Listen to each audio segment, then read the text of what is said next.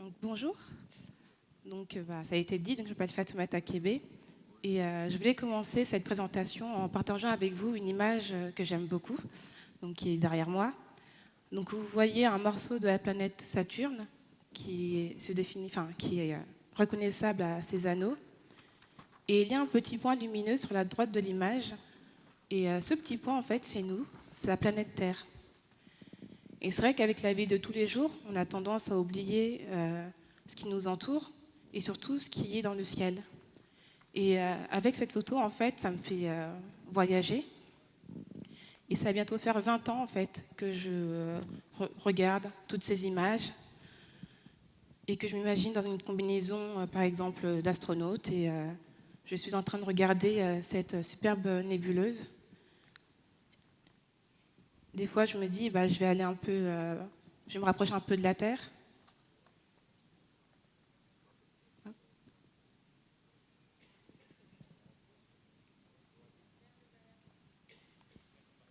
À droite, vers le balafon. D'accord. Merci pour la logique ivoirienne. Voilà. Donc, par exemple, là je suis sur la Lune et je regarde un superbe lever de terre. Et des fois, je reste sur Terre et je regarde notre magnifique galaxie qui est la Voie lactée. Et du coup, vers l'âge de 8-10 ans, je me suis dit, plus tard, je travaillerai dans les étoiles. Voilà, je serai une astronaute, spationaute, cosmonaute, tout ce que vous voulez. Et donc, je me retrouve aujourd'hui à finir une thèse d'astronomie dans l'Institut de l'Observatoire de Paris. Et je travaille sur ça. Donc, la boule que vous voyez, en fait, c'est vraiment la Terre. Et les petits points autour, c'est le sujet de mon étude. C'est des points dont la taille a été grossie parce que dans l'espace est très grand. Et ces petits points, ce sont des déchets qui ont été laissés par l'être humain dans le cadre de l'exploitation spatiale. Et le terme technique pour définir ces objets, c'est débris spatiaux. Et par exemple, avec cette image, on arrive bien à percevoir la distribution de ces objets autour de la Terre. Et par exemple, on estime qu'il y a à peu près 100 millions de débris, donc de déchets, qui ont une taille inférieure à 1 cm et qui tournent autour de notre planète. Donc aujourd'hui, on ne peut pas vraiment dire que je travaille dans les étoiles. On ne va pas non plus dire que je travaille dans les déchets. C'est une phase de transition, voilà. Parce qu'au Mali, nous sommes des personnes consciencieuses. Et voilà. Donc en fait, moi, quand je suis dans mon laboratoire, je me dis juste que voilà, je suis une personne. J'ai trouvé ma vocation et je fais tout pour rendre concrète cette vocation que je me suis trouvée.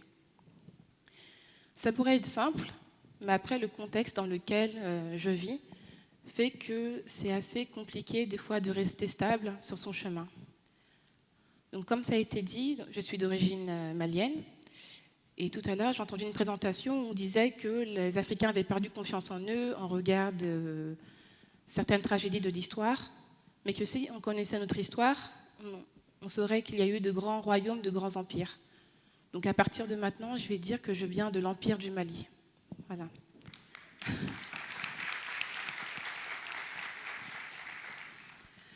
En France, j'ai eu l'occasion de découvrir un grand écrivain de l'Empire du Mali qui s'appelle Amadou Hampâté-Bâ. J'ai vraiment aimé tous les livres que j'ai pu trouver de lui en France. Et la première fois que je suis partie au Mali, je devais avoir dans la vingtaine, j'étais super contente. Pardon, j'ai dit Mali, c'est Empire du Mali. J'étais super contente parce que je me suis dit, voilà, je suis sur la terre-mère d'Amadou Hampâté-Bâ, j'ai découvert tous ses écrits, tous ses travaux, etc., etc. Et en fait, lol. En fait, en France, il est plus facile de trouver des travaux d'Amadou Hampâté-Bâ qu'au Mali, de l'Empire du Mali. Voilà, les gens ont retenu, ça c'est très bien. Voilà. Si le président Ibeka me regarde, voilà. Et donc, je me suis dit, tant pis, on va faire avec. Et l'année dernière, je suis retournée au Mali dans le cadre d'un projet que je mène là-bas, où je travaille sur un système d'irrigation pour l'agriculture. Parce qu'en fait, il faut savoir qu'à la base, je travaille dans la mécanique des fluides et que je suis ingénieure. Et comme j'aime bien les problèmes, dès que je vois un problème, j'aime bien essayer de travailler dessus. Et donc au Mali, je m'étais rendu compte que l'agriculture consommait beaucoup d'eau, que les gens avaient perdu cette connaissance d'irriguer en quantité optimale leurs plantes. Et du coup, actuellement, je fabrique des capteurs en fait, qui permettent d'économiser cette eau. Et donc l'année dernière, pendant que je faisais une phase pilote de ces capteurs, j'ai eu l'occasion d'organiser des activités autour des technologies de l'information et de la communication, les TIC, avec des petites filles de mon quartier à Bamako. Donc j'avais des ordinateurs, des appareils photo et des tablettes. Et j'ai dit aux filles, pour certaines, vous allez écrire des histoires sur l'ordinateur, d'autres, vous allez nous filmer, et d'autres, vous allez faire des interviews d'autres filles. Donc les filles avaient à peu près entre 8 et 9 ans. Et au final, ça a été n'importe quoi. Mais c'est pas grave, parce qu'en fait, ce qui était magnifique avec ces petites filles, c'est que c'était la première fois qu'elles touchaient à ce type de technologie. Et c'était pour me rendre compte aussi que mes parents, beaucoup de membres de ma famille, ont quitté le Mali pour nous offrir une vie meilleure, entre guillemets, mais aussi pour nourrir, comme on disait tout à l'heure, 10 personnes en moyenne. Je dis ça parce qu'en fait, beaucoup de personnes me félicitent sur mon parcours, mais sincèrement, quand vous êtes en France et que vous regardez les mamans africaines qui se lèvent à 4h, 5h du matin pour faire le ménage, elles finissent à 8h avant que les gens intègrent leur bureau, elles repartent le soir travailler à 19h quand les gens ont quitté leur bureau pour revenir chez elles à 23h. Et moi, je pense que vraiment, c'est elles qui devraient être sur scène dans ce TEDx. Parce que cet exemple d'humilité,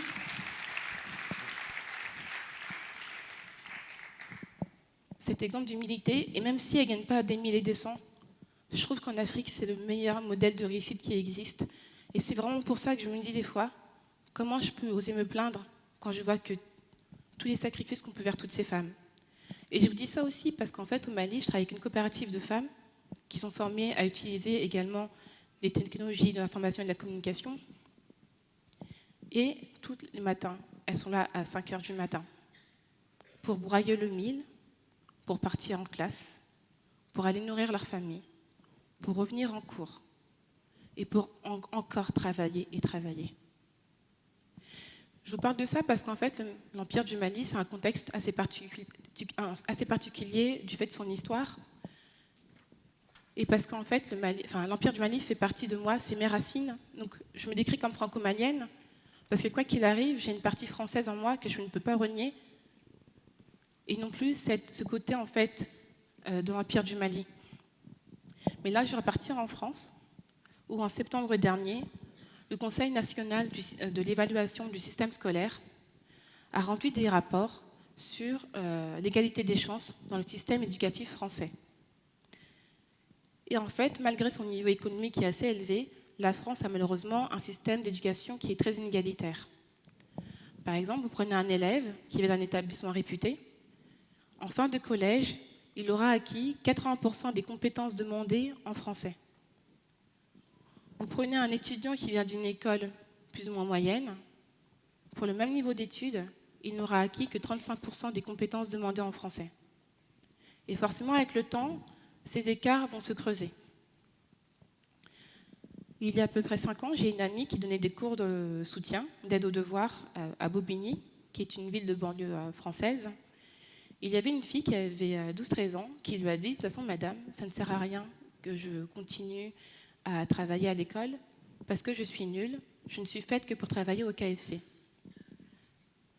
On n'a rien contre KFC, mais c'est sur la symbolique de se dire qu'à 12-13 ans, elle est capable de dire que sa vie est déjà finie et qu'en fait, il n'y a que ça qui existe comme proposition pour elle.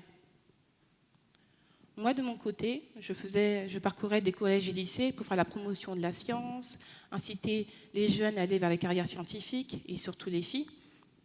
Et en fait, pareil, ce qui me gênait un peu, c'était tout le temps.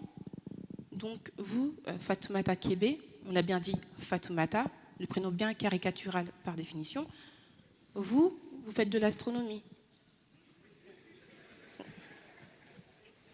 Le pire, c'est quand des personnes de l'Empire du Mali viennent me voir, mais toi et tes parents, ils t'ont laissé faire.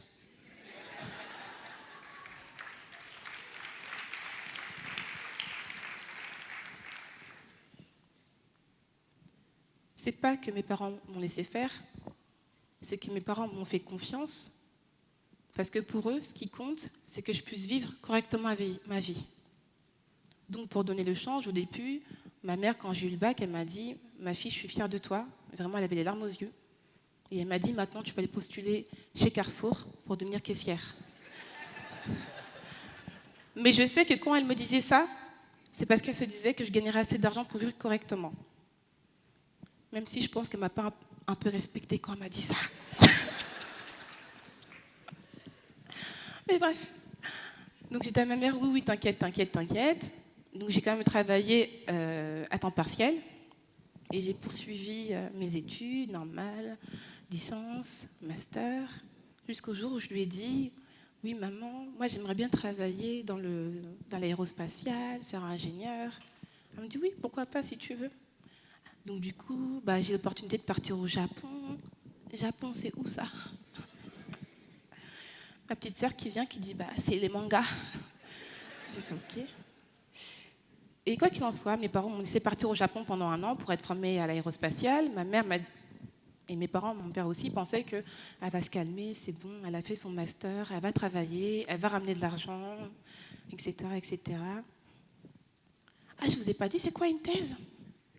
Je dis ça à mes parents. C'est quoi une thèse? Quand j'ai expliqué, ils m'ont dit, non, on t'a fait de la sorcellerie. Non, je plaisante. Non, mais ça va, puisqu'en fait, en tant que thésarde, en tant que doctorante, je suis considérée comme étant une jeune chercheure, donc j'ai quand même un salaire, donc ça va. Mais tout ça pour vous dire en fait qu'à force de parler avec les jeunes, le problème c'est qu'ils avaient intégré le fait que ce n'était pas normal qu'une fille comme moi fasse de l'astronomie et que du coup, j'étais pas un profil à reproduire. Et quand je leur demandais, toi tu veux faire quoi plus tard? Moi, franchement, du moins que je trouve un travail, je peux vivre tranquille et tout, c'est bon, ça suffit. Je ne vais pas être médecin ou des choses comme ça. Franchement, c'est vrai qu'à la base, je voulais être médecin, mais vous savez, hein, c'est pas forcément pour nous. En plus, c'est difficile. En plus, ceci, en plus, cela. Donc, ils m'ont même demandé des fois, mais est-ce qu'il y a des personnes, enfin d'autres Fatoumata à l'Observatoire de Paris?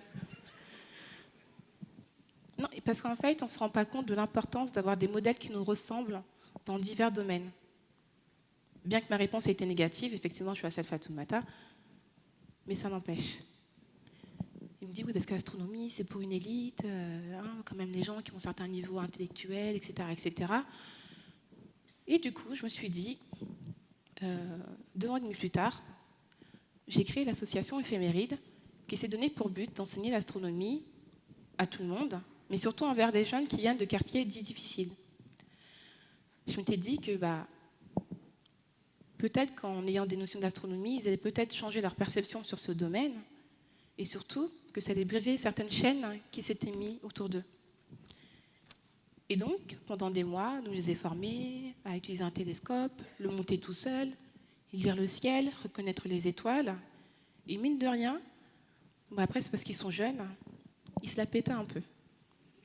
Madame, ce soir, on va regarder la constellation du Cygne et tout.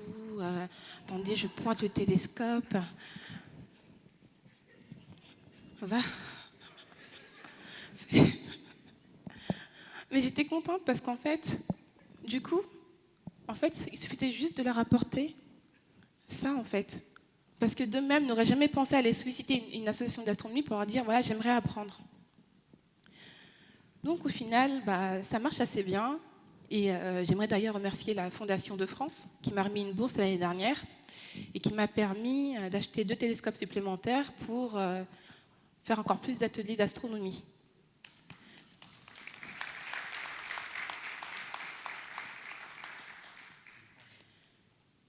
Il y a un proverbe qui dit « Tous les chemins mènent à Rome ». C'est un professeur qui me l'avait dit au collège. Et moi, je suis trop crédule des fois. Et du coup, quand il m'a dit ça, je me suis dit, en fait, c'est bon et tout, si je travaille, si je fais ci, si je fais ça, je vais y arriver. Là, je rajoute le deuxième lol. En fait, oui, on peut y arriver. Mais quand on dit tous les chemins mènent à Rome, j'ai réfléchi, parce que je suis une scientifique, il faut poser la phrase, la décortiquer, essayer de la comprendre. Oui, il y a plusieurs chemins qui existent pour arriver au même endroit, mais ce chemin, il va dépendre de là d'où vous venez en fait, de qui vous êtes. Et il va dépendre de plusieurs facteurs. Est-ce que vous connaissez votre histoire? Est-ce que vous savez pourquoi vous avez choisi tel chemin? Parce que sur des chemins, vous aurez des impasses. Il faudra faire demi-tour, recommencer, reprendre un autre chemin. Le chemin, il sera escarpé peut-être. Ou alors le chemin, il sera plat, et ce sera facile pour vous.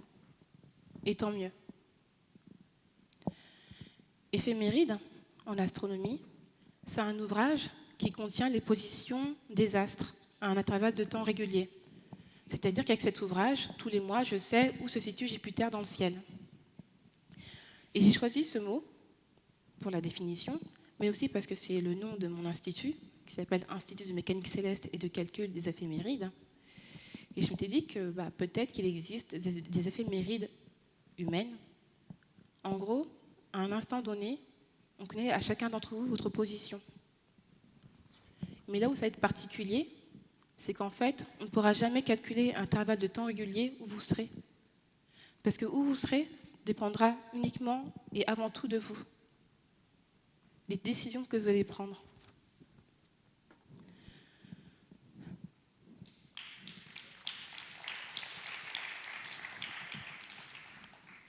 Et je voulais citer une phrase que j'aime beaucoup, mais tout à l'heure, il y a une vidéo qui me l'a piquée.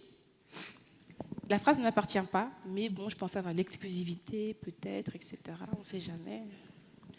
C'est de Confucius, un philosophe chinois, qui disait « Trouve un travail que tu aimes et tu n'auras pas à travailler un seul jour de ta vie. » Aujourd'hui, surtout pour la jeune génération, il y a des facilités qui n'existaient pas, on va dire, à notre époque. Et si vous pouvez les saisir, surtout les filles, je suis pour l'égalité homme-femme, bien évidemment, mais surtout pour les filles. Et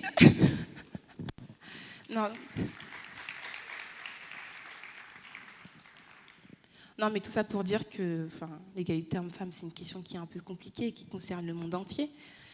Voilà. Et je ne vais pas continuer dessus parce que je vais me faire expulser de Côte d'Ivoire. Non, tout ça pour dire que je vous souhaite d'arriver là où vous voulez être, hein, et surtout être les acteurs de changement de l'Afrique. Parce qu'il y a plein d'études qui disent l'Afrique en 2050, premier continent dans ci, dans ça, dans ci, dans ça. Ma seule question, c'est à qui ça va profiter? Qui va être les propriétaires des plus grandes entreprises qu'on trouvera en Afrique? Est-ce que c'est quelqu'un dans la salle? Si oui, ne m'oubliez pas.